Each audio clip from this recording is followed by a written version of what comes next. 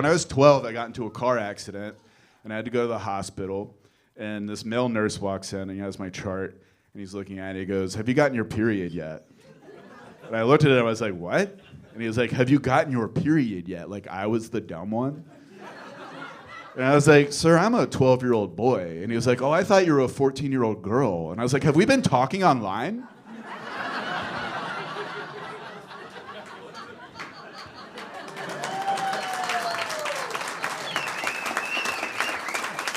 Thank you.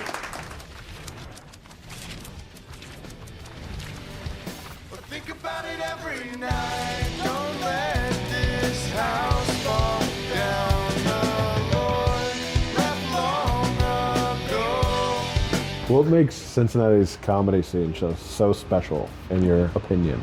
I think it's a small enough city. The scene is small enough that like everybody knows each other, and it can be that can be good or bad. Where it can be really supportive or really unsupportive. Right now, it's very supportive. I feel like everybody kind of knows each other, and everybody's like trying to build everybody up. You have two great clubs within like 30 minutes of each other. And they're like very different vibes, and a lot of funny people stay here for longer than most cities retain their like funny comics. Yeah. There are the people that move, and there are people that just stay. And like I think that helps build like a good scene. I think like moving to like a bigger city now is like more and more pointless. Yeah. Why not just stay and like build up something special and good? Mm-hmm. And for a while we had like really good like bar shows and stuff. It's just like a very supportive, good community with like veteran comics that like kind of can like pave the way for newer people, yeah. Ideally. Mm-hmm. So is there anything you want to ask me? So you're doing this, yeah, as like kind of to show like how hard it is to be a working road comic these days. Mm-hmm. Do you find that in doing this that the comedians that you talk to are on the same page as you, or are there like differing viewpoints of like, are there people that like think, I don't know, I think it's better now and easier to get booked or like to make a living out of this versus like the opinion that I think you and I share where it's like pretty hard right now for like a certain level of comic? Yeah, I think everybody pretty much shares that opinion that it's really hard unless you're in theaters making hundreds of thousands of dollars. Do you think like the majority of comics feel that way? Like, why aren't people doing things to change it? You know what I mean? I don't think we really have the power to change it. I think it's so much algorithm based. And see, comedy clubs are feeling it right now because for years they booked who has the most followers. And they would get like, and they would get TikTok celebrities and stuff. And then people would come to those shows. It would be the worst show they've ever seen. They say, we're never going to a comedy club again. Yeah. So now comedy club numbers are going way down. Yeah. Because they put out crappy things for a quick buck. I mean, they're starting to be kind of like in the 90s, like a comedy recession. Yeah, the bubble bursting. Yeah. Do you think that'll lead to like an alt scene, or like I'm hoping it just like gets rid of the people that don't actually give a shit about it, that just saw it as like a way to like be.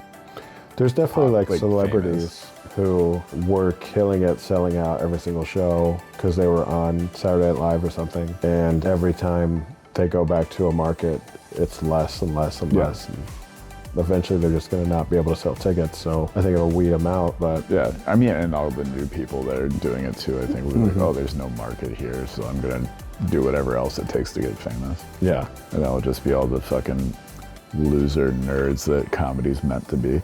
Yeah. I think there needs to be a new alt scene, like an alt scene. Alt? Yeah. Like an alternative, because like the alt scene just became the scene. Yeah. So we need a new alt scene. The new alt scene is just like Jerry Seinfeld jokes. It's so alternative to the alternative that it's normal. Yeah.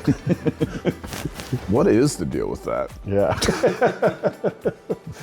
This guy's so weird. Yeah. He keeps asking me what the deal is with about things. I'm like, you're right. This is so relatable. Yeah. I think we did it. Did we? Yeah. Thank you. I'm sorry if I'm a bad interviewer. Did you get my butt crack?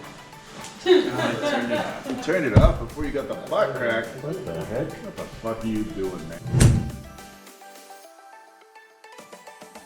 your host for the evening tonight, everybody, Nick Taylor!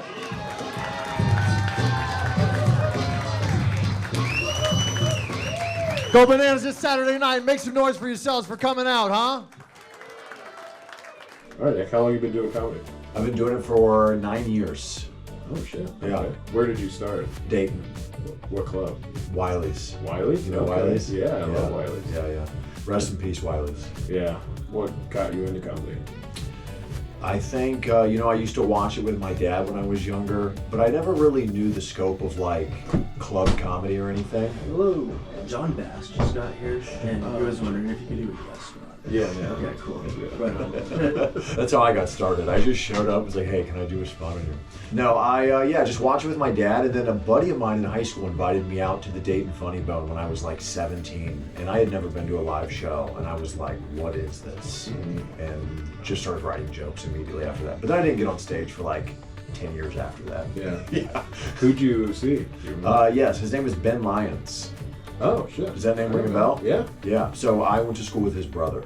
Nice. And I don't really know Ben, but I did see him, and I don't remember the show or how it went or anything, but it was like so exciting to just... Was he headlining? It was a showcase. Okay. It was just like a showcase, yeah. Yeah. You just had jokes for like 10 years and then...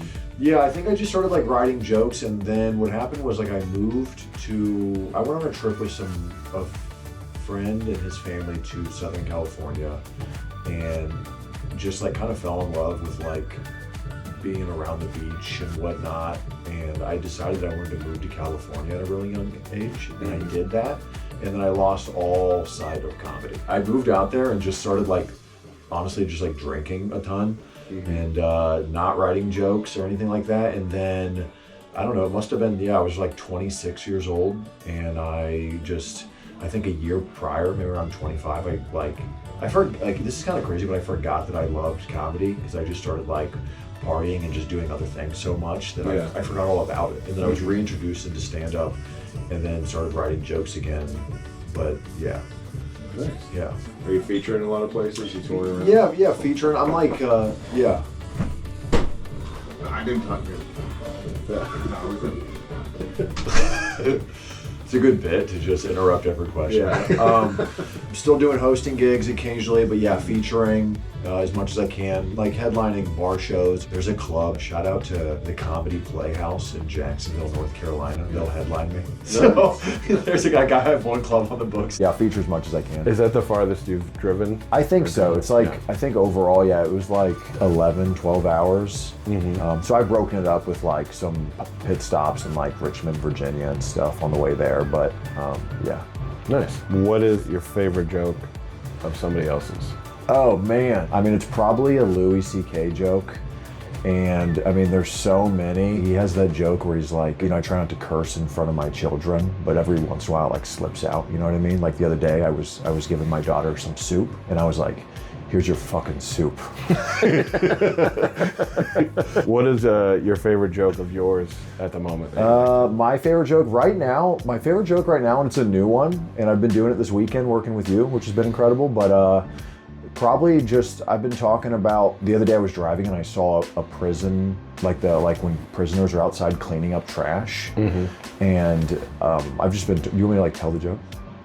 Sure, yeah. I saw this the other day. I saw that thing when, I don't know, you guys have probably seen this, when there's like prisoners outside cleaning up trash. You guys seen this, right? That's the one reason I think we should be allowed to litter. You gotta give the boys a reason to get out of the house from time to time. It is funny when you see those guys. Well, it's not funny when you see them clean up trash, but here's the thing. I don't know if I'm the only one that thinks this, but whenever I see that, part of me just wants to see them run for it. I'm just in my car like, go, the woods are right there, go, go, go. Part of me also wants to pull over, put my window down, be like, get in, I'll take you to a better life.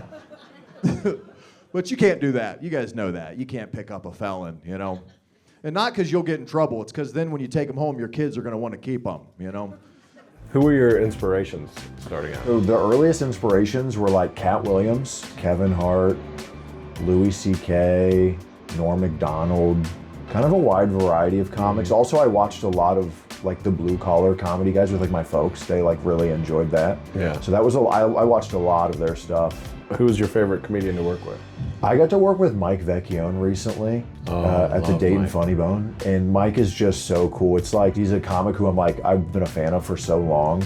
So like going into the weekend, I'm like, I already know I'm gonna enjoy watching him work, but also like I'm always nervous about the hang. Like, what's the hang gonna be like? But he was so cool. It was like effortless. Yeah. Really fun working with him. I got to work with Pete Lee here.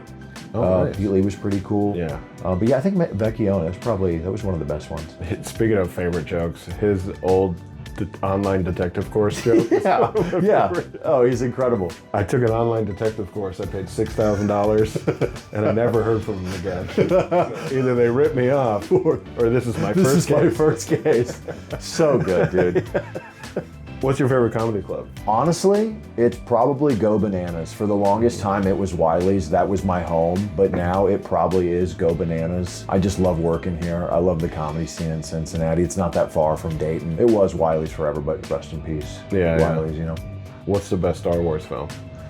I'm not a big Star Wars guy. Me neither. Okay. So, I don't know. Like, which one did we find out that Darth Vader was his dad? Or his brother, or what is he? He's his dad. Is it Empire? Empire Strikes Back. Empire Strikes Back. Yeah, not a big fan of Star, and it's fine. I mean, what's crazy is like I this is, I don't know if this is like dorky or autistic, but I love looking at the star. Like I like being outside, but like I've never really caught on to Star Wars. So every other comic knows me very well. Okay. So I was just curious, like when you found out you're working with me, what was like my reputation? What were your thoughts? Absolutely. So I've known of you, but we've never met.